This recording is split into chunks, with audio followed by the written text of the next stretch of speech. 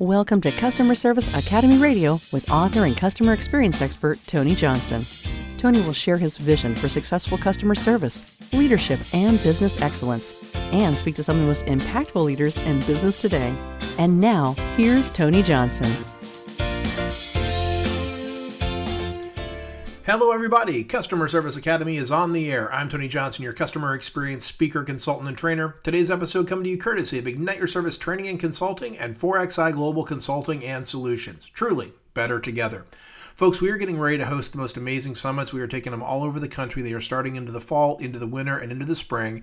Head on over to igniteyourservice.com/summits to learn more about the leadership and customer experience summits coming to your area and sign up for information when the official dates drop. So as I'm recording this, we are mourning the loss of our wonderful King Charles Spaniel, Charlie.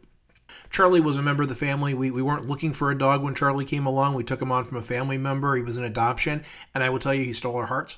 Charlie was also succeeded by his brother TJ, who came along because we had to get our dog a dog, as they say. But the reason I bring this up is if you follow me on social media, it is really a testament to the love of this dog that he was really our customer service dog. He was all over our social media pages. And the reason I bring him up is because if hospitality were a dog, it would be a King Charles Cavalier Spaniel. They were absolutely bred to be people dogs. They were companion dogs. That's what they were kind of bred for. And Charlie lived up to that. He loved people. He was very outgoing. He never met a stranger.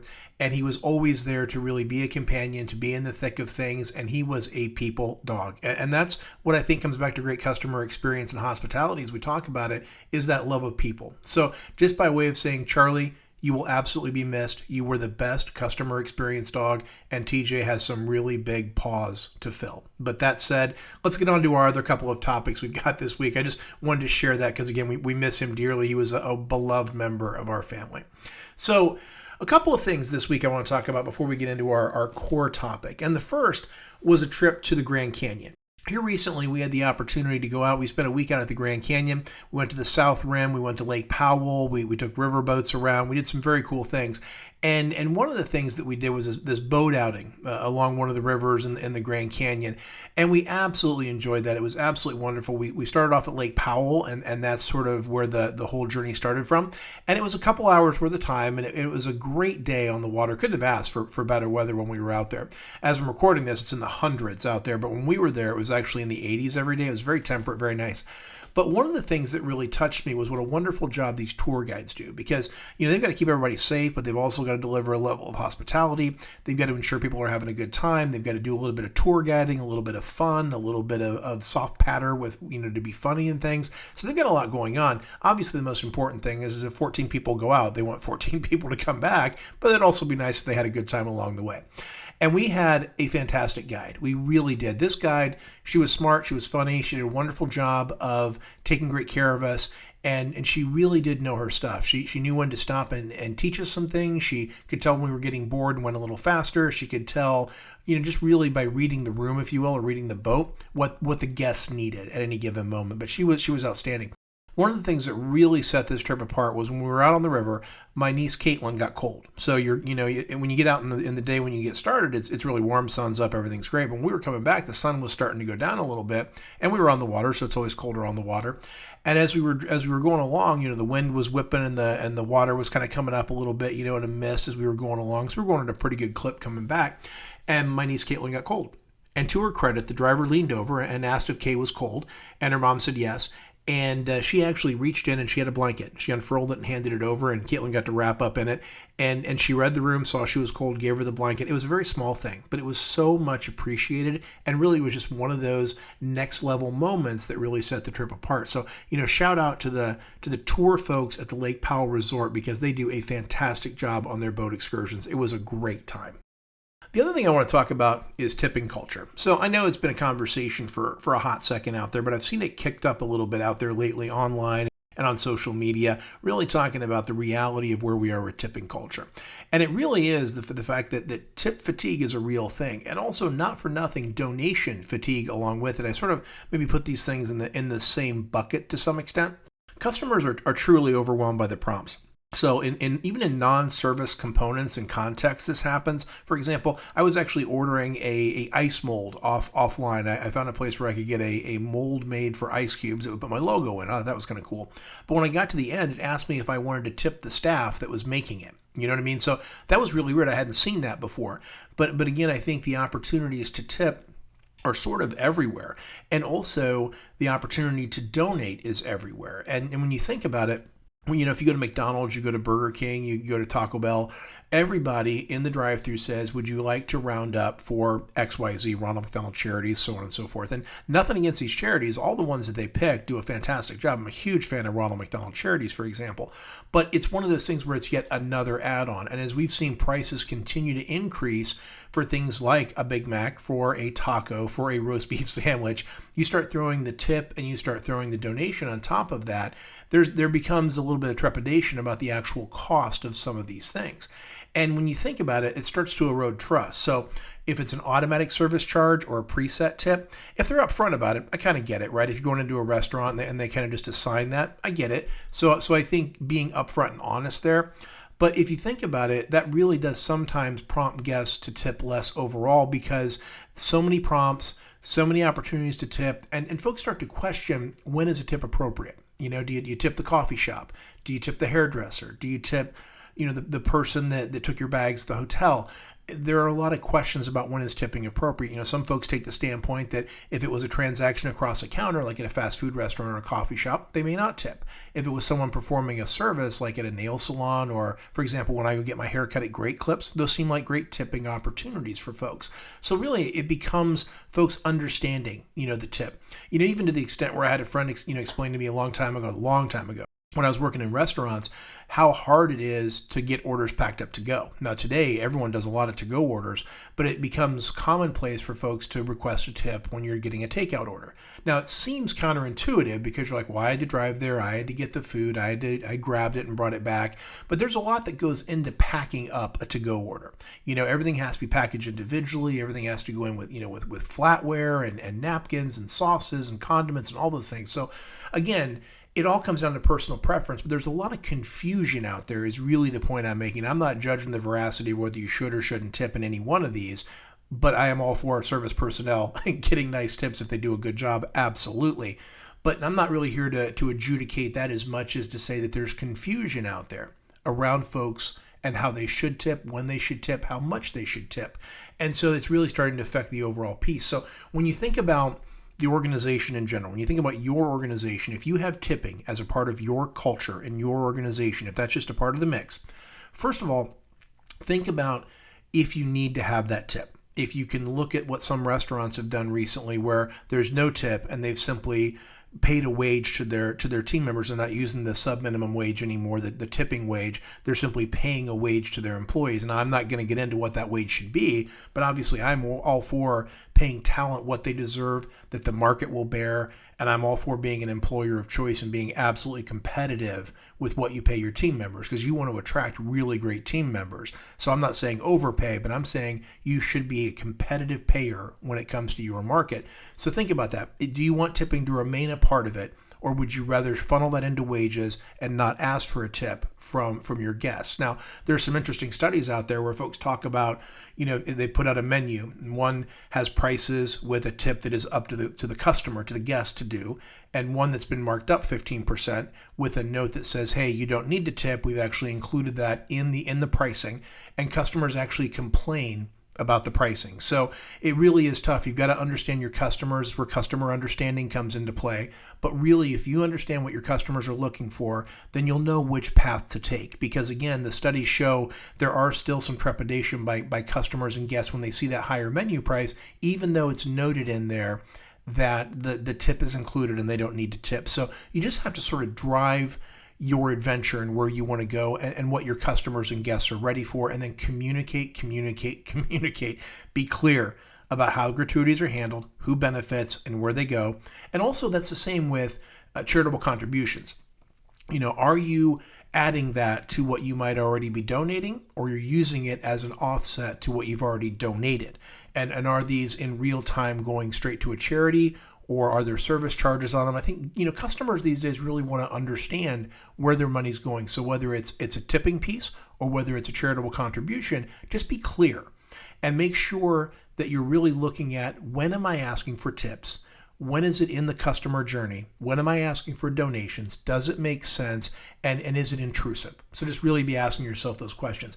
And then the one thing, as I said before, around customer understanding, listen to the feedback. Listen to your customers, listen to your guests, listen to your consumers, and really execute on what guest sentiment is telling you. Watch the reviews, watch the surveys, listen to your frontline intelligence that you're hearing from your teams, and adjust accordingly. So this all is a huge question, and there's no right or wrong answer right now. There's kind of shades of gray in here, but just try to make sure that everything fits in with the culture and the experience you're trying to create for your guests every day. Now, I want to talk this week about building a customer experience and hospitality blueprint. So a lot of organizations out there currently, we're halfway through the year right now, and it's a great time to think about where you are, where you've been, and where you want to go. And a lot of folks are taking a step back and saying, okay, halfway through the year, I've got some work to do. So in the market right now, a lot of folks are talking about customer experience and hospitality as if they were the same thing, and they're actually different. One is a part of the other. So let me break this down for you, because understanding this is really crucial as you build your strategy for the rest of the year. Customer experience is the overreaching piece that touches everything, that holds everything. It's the umbrella, if you will. It is the overarching piece in philosophy. So customer experience, or CX, is everything that touches your guests. So think about it like this. Hospitality is a part of the customer experience. So when I frame it out with my guidelines, my experience guidelines, they're made up of safety, they're made up of hospitality, they're made up of quality, they're made up of simplicity, and they're made up of connectivity. So those 5 things, safety, hospitality, quality, simplicity, and connectivity, those are the pieces that create the customer experience. You have to get them all right, or it all falls apart. They're foundational and build from sort of price of entry to world-class wow. As we're building this, let's think about, how do we create this experience and hospitality culture that really will drive success in your organization? And remember, this is a business case. There's a business case. Of course, hospitality is the right thing to do. Of course it is. But there's also a business case to be made that hospitality is good business, because it's a great part of customer experience and building loyalty. Now that begins, if you take a step back, by creating a meaningful employee experience. So teams can't create joy, they can't create hospitality if they don't have what they need. So you have to think about this. You have to define what is important to your employees and then deliver on it. So listen to them. What makes them feel valued? What are they looking for? How do you develop them? How do you make sure they feel a sense of purpose? How do you make sure that they are there and they are really engaged in the daily business? So when you connect your team members, your employees, when you connect that journey, their journey, to the customer journey, it's really part and parcel of the same thing. It's really an interconnected journey. How we treat our teams or how they will absolutely treat guests. And when you offer that sense of growth, that sense of flexibility, because we know that's what team members are still looking for. So flexibility in all things, scheduling, work, ability to advance, how do they get trained and upskilled, all of that matters. Are you recognizing them? Are you really recognizing and supporting them? Are they getting those thank yous? Are they getting that key recognition they need to know what you want them to repeat and to know that they're doing a good job? You're catching them doing it right. Are you doing that? And then finally, this sense of connectivity, this sense of belonging, this sense of being welcomed as a team member. Because let's face it, if you don't feel welcomed as a team member, how can you ever hope to make a guest or a customer feel welcomed in your business? You can't. It just doesn't happen. So that real-time feedback and support, it's not just annual reviews. It's in-the-moment coaching. It's one-to-ones. It's the moments and time you spend with them. It is all the communication you have to make team members feel very connected. And then really making sure that you're continuing to think about, as a leader, am I treating the team the way I want them to treat guests? Because that's going to be the sum of your brand. Never forget that. So if you don't have this piece built in, that's where you're going to start, right? That's the first stage of your blueprint. The second, what does experience mean to you? What does experience mean in the context of you delivering for your customers, your guests, your consumers?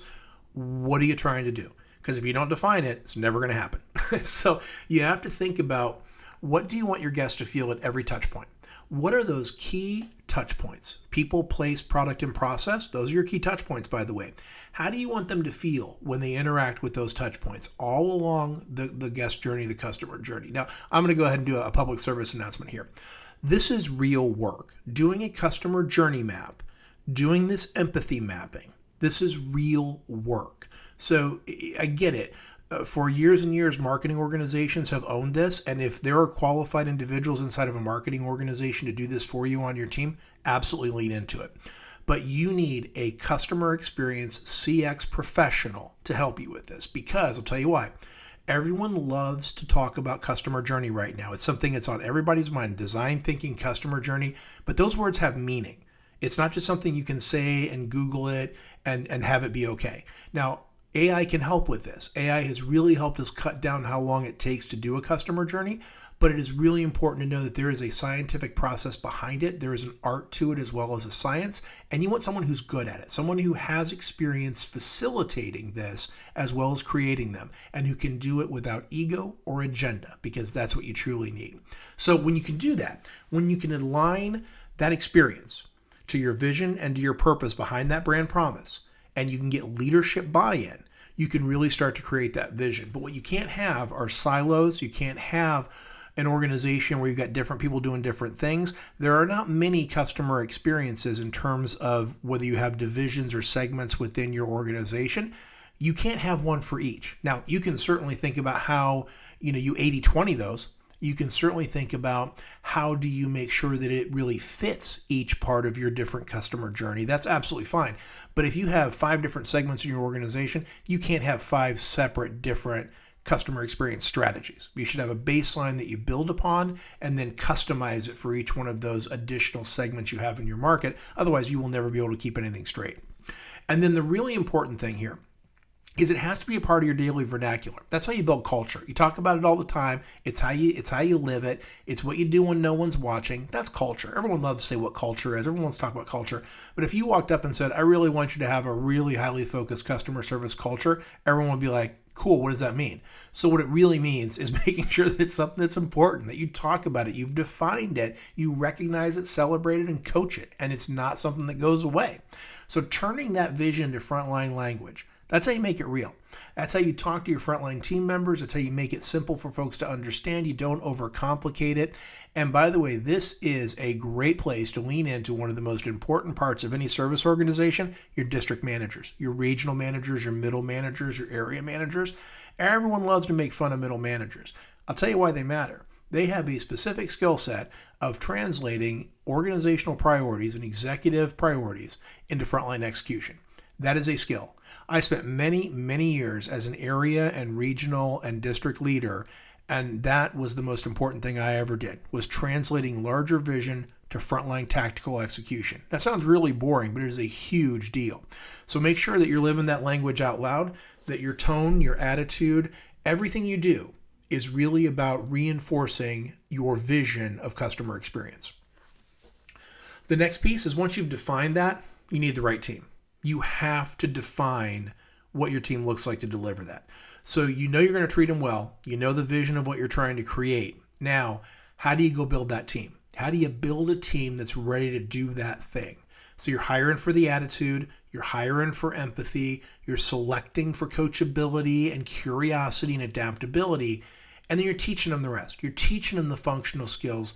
And how do you do this? You use behavioral interviewing to get that done. And what's behavioral interviewing? It often has questions that sound like, tell me about a time when you had to solve a problem for a customer.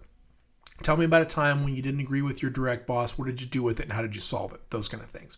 So when you select the right team, you actually bring them in really well. You make sure you have the right attitude and the right fit for the culture. And then you onboard them with purpose. You get them trained and ready to go. You connect them to the purpose of the organization as well as the tasks. It's not either or. They need to know what they need to do, but they also need to know why they're doing it. And again, you're reinforcing culture every single day, which means as a leader, you've got to show up with consistency and professionalism, and you have to take the time to select the right team members, even when you're short-staffed and even when you really want to hire the first warm body that walks in the door, because it's not going to save you any time. Because if that person doesn't work out and you have to rehire for that position, you didn't save any time anyway. The next piece is as you're considering journeys, it's not just your guest journey, it's your employee journey. So it's about thinking about both of them. As you're going through there, we talked about journey mapping a little bit earlier. Just never forget, as you're thinking about the experience, you're thinking about the journey of employees and the journey of guests or customers, you have to understand every touch point and which ones really matter. And never forget, as we talk about this, that could be digital, that could be physical, that could be emotional, could be the operational steps of service. But here's the deal. What you're really trying to do, and I cannot oversimplify this enough, when you're doing journey mapping, as we talked about before, what you're really looking for are those friction points. Those are the points that really tick off your customers, that really make them mad, that are really frustrating. Think about when you're at the rental car company at the counter and it takes 100 years to do it because their computers are antiquated and it takes forever. You even booked online, you still have to spend 15 minutes at the front counter because the process is just broken. Or here's a better one. I was at the doctor today and I walked in, I'd done all my paperwork online, I'd validated it online, and what do? They hand me a clipboard to fill out again because their systems don't talk together. So never forget that those friction points are really what can make things more difficult for a customer than it needs to be. And that's often what will drive your customers away. And here's the deal with that. The other thing about friction points, about rough edges, it doesn't matter what type of service you're providing. You could be an everyday type of provider. You could be an elevated or premium type of provider. You could be a luxury provider.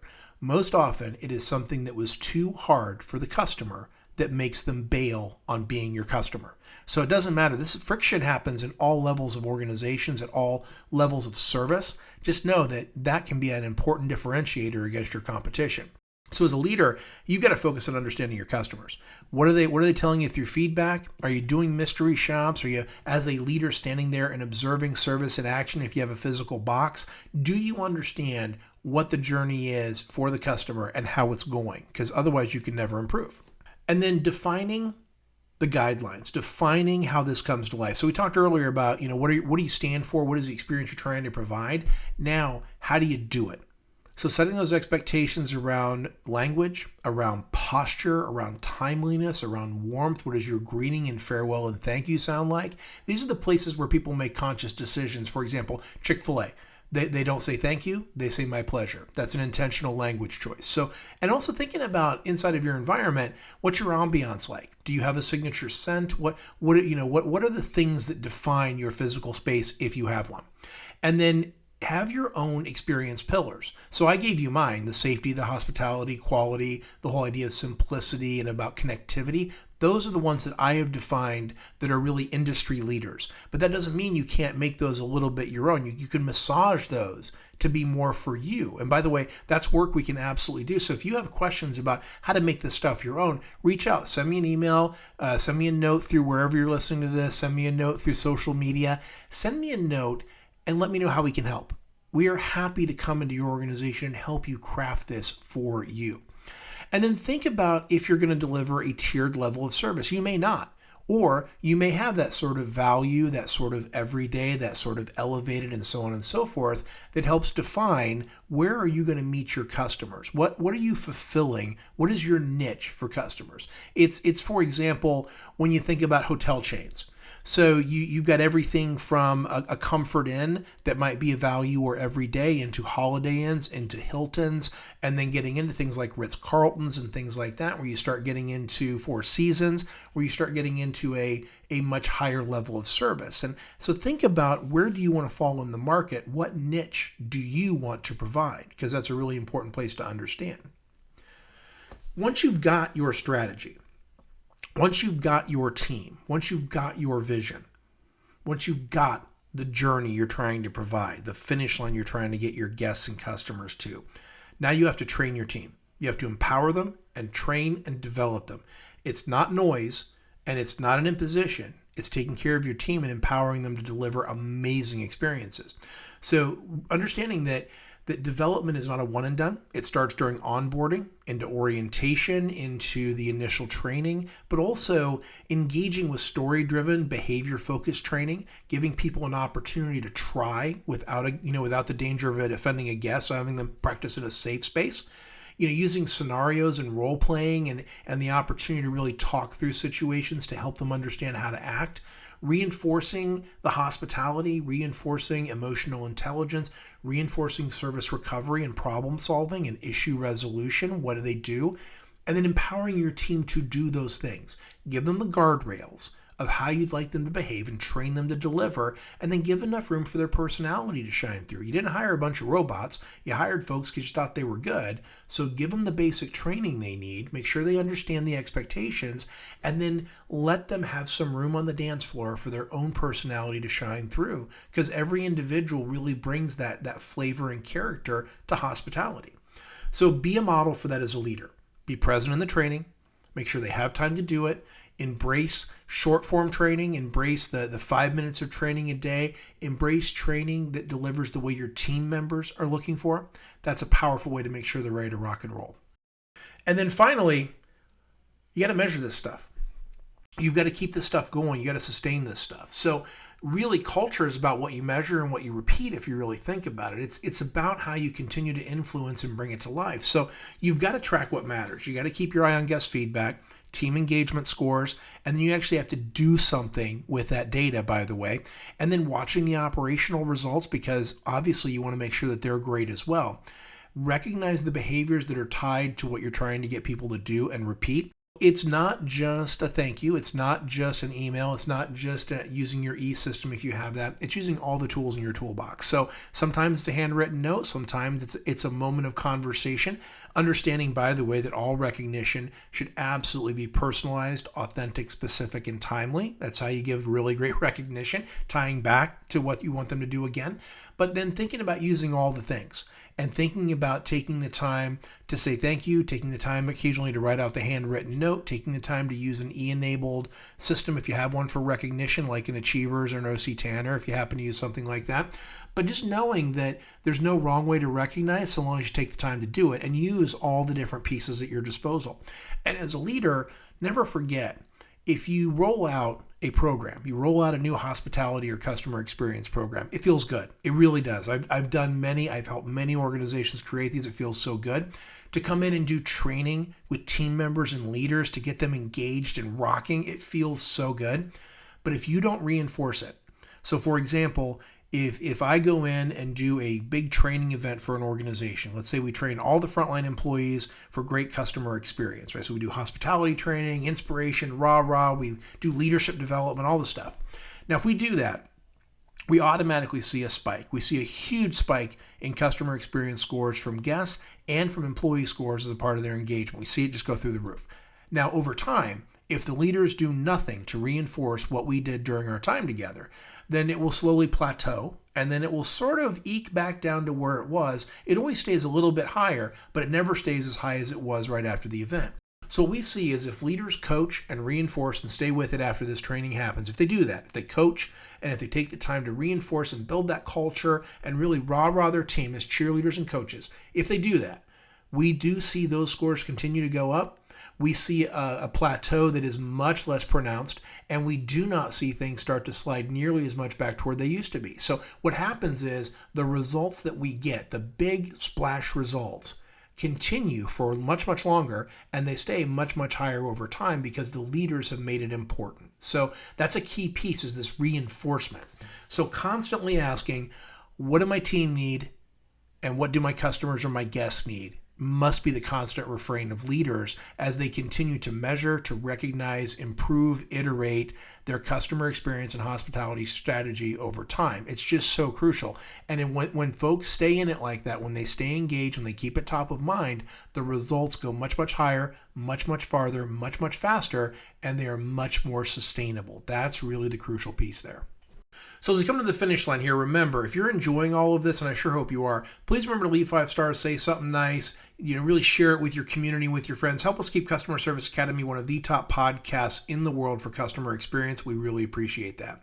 This 7-step blueprint I've shared with you today is crucial if you want to start driving success in your organization. Really take the time, get in a room, get everybody together. Do not do this in silos. This is one of those times where organizationally you need to be together. Understand what your mission is, understand the values, understand what kind of experience you're trying to create, and what does that look like, and what's the postcard from the future, and then get out there and build it. Build it together, iterate it, get tons of feedback, and then move on it. And the biggest tip I can give you is once you've created it and launched it, work together to sustain it and keep it top of mind, because it is not a self-sustaining flywheel. This takes constant push by the organization, and then you'll get sort of that push-pull. People want it and you want them to do it, and it's a really great place to be.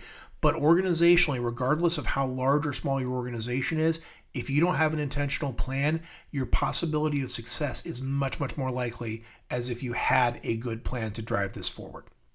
So, folks, that is our show. As we talked about today, customer experience and hospitality is still very much top of mind, still a key differentiator. And in times of uncertainty and economic turmoil, the one thing that can help you not compete on price is delivering an amazing experience that will drive loyalty with your customers, your guests, and your consumers every single day. So until next time, I've been Tony Johnson, your customer experience strategist and trainer, reminding you to keep your customers and your employees at the center of everything you do, because that's where the most amazing things are possible. Thanks again for tuning in, and I will talk to you next week. This has been Customer Service Academy Radio with Tony Johnson. Tony is available to speak at your event, meeting, or workshop. Have a powerful customer-focused day.